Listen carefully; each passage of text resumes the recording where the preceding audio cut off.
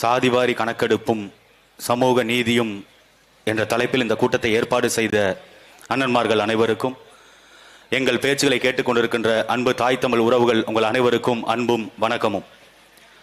சாதிவாரி கணக்கெடுப்பை நடத்த கோரி தொடர்ச்சியாக இந்த மண்ணில் நாம் தமிழர் கட்சியும் பாட்டாளி மக்கள் கட்சியும் களத்திலே பேசிக் கொண்டிருக்கிறோம். ஏன் இந்த இரண்டு கட்சிகள் மற்றும் பேசுகிறார்கள், மற்ற கட்சிகள் பேசவில்லை, மற்ற கட்சிகளுக்கு இது குறித்து விழிப்புணர்வு இல்லையா என்று எல்லோருக்கும் தோன்றும். மற்ற கட்சிகள் ஏன் பேசலன்னா, ஒன்னு திமுகவோட கூட்டணியில இருக்கு, இன்னொன்னு அதிமுகவோட கூட்டணியில இருக்கு. இந்த ரெண்டு திராவிட கட்சிகள் சேர்ந்துதான் இந்த அதிகாரத்தை, நமக்கு கிடைக்க வேண்டிய வேலை வாய்ப்பை, நமக்கு கிடைக்க வேண்டிய சலுகைகளை, நமக்கு கிடைக்க வேண்டிய உரிமைகளை கடத்திட்டு போயிட்டாங்க. இப்ப ஐயா ஸ்டாலின் சொல்றாரு, ஐயா சாதிவாரி கணக்கெடுப்பு நடத்துங்க, 67 விழுக்காடு இடஒதுக்கீடு கொடுக்குறீங்க, அதுல யார் யாருக்கு எவ்வளவுன்னு சொல்லி கொடுங்க. எங்கள் அண்ணன் தம்பிகள், எங்கள் சித்தப்பன் பெரியப்பன், எங்கள் மாமன் மச்சான், எங்களுக்கு கிடைக்க வேண்டிய 17 விழுக்காட்டு இடஒதுக்கீட்டுல ஒரு 3 விழுக்காட்டை தூக்கி மறுபடியும் அருந்ததிகளுக்கு கொடுக்குறீங்க. ஏன் அவங்களுக்கு கொடுக்குறீங்க அப்படின்ற கேள்வியை நாங்க முன்வைக்கிறோம். இங்க யாராவது திமுக உடன்பிறப்புகள், ஓரளவுக்கு அரசியல் புரிதல் இருக்கவங்க இருந்தீங்கன்னா போய் உங்க ஐயா ஸ்டாலின் கேளுங்க. எதனால 17 விழுக்காட்டுல 3 விழுக்காடு, 17 விழுக்காடு தாழ்த்தப்பட்டோருக்கு, ஒடுக்கப்பட்டோருக்கு அவங்களுக்கு கொடுக்கிற இடஒதுக்கீட்டுல 3 விழுக்காட்டை அருந்ததியருக்கு ஏன் எடுத்து கொடுக்கணும்? அந்த கேள்வியை கேளுங்க. அவங்க 2.8 விழுக்காட்டு மக்கள் தான் இருக்கிறாங்க, அவர்களுக்கு 3 விழுக்காடு எதுக்காக கொடுக்கணும்? அவங்களுக்கு 3 விழுக்காடு கொடுக்கறியா, 67க்கு மேல 3 விழுக்காடு தனியா போட்டு கொடு. 50 விழுக்காடு பிற்படுத்தப்பட்ட மக்களுக்கு, 50 விழுக்காட்டுல யார் யாருக்கு எவ்வளவு, எந்த சமூகத்துக்கு நீ கொடுத்திருக்கீங்க, அந்த பிரதிநிதித்துவத்தை நாங்கள் கேட்கிறோம்.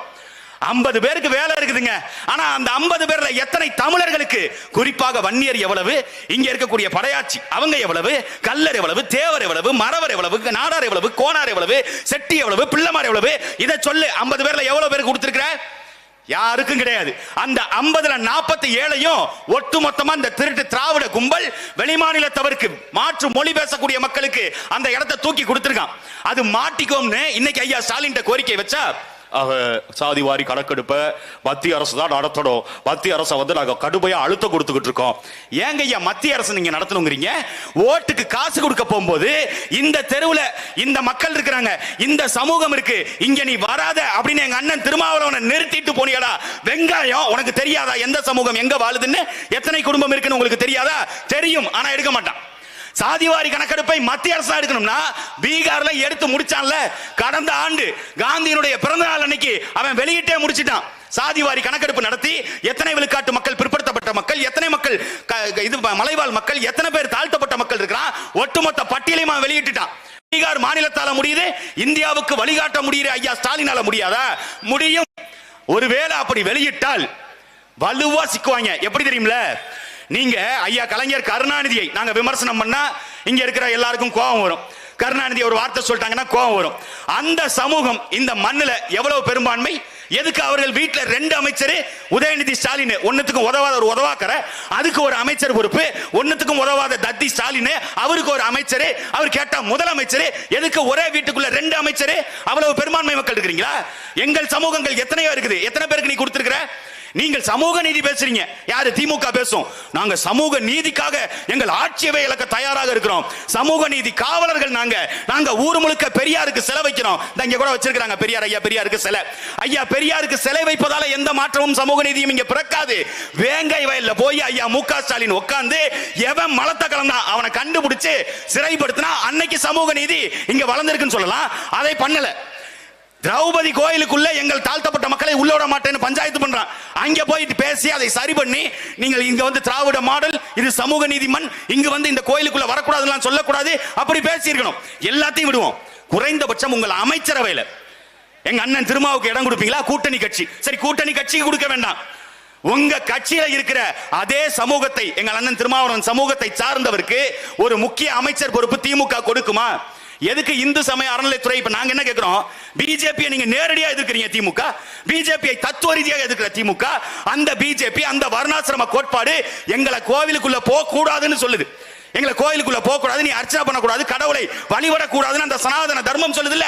நீங்கள் சனாதன தர்மத்துக்கு எதிரான ஆளு, இந்து சமய அறநிலைத்துறை அமைச்சராக எங்க அண்ணன் திருமாவளவன் சமூகத்தை சார்ந்த ஒருத்தரை நிறுத்தி காட்டுறா பாப்பா, நீ உண்மையான சமூக நீதி காவலர்னு நாங்கள் ஏத்துக்கிறோம். உன்னால முடியுமா? செய்ய மாட்டேன். நீ இந்துத்துவாவை எதிர்க்கிறனா எங்க அண்ணன் திருமாவளவன் போன்றவர்களை நீ கோவில் இந்து சமய அறநிலைத்துறை அனுப்பு.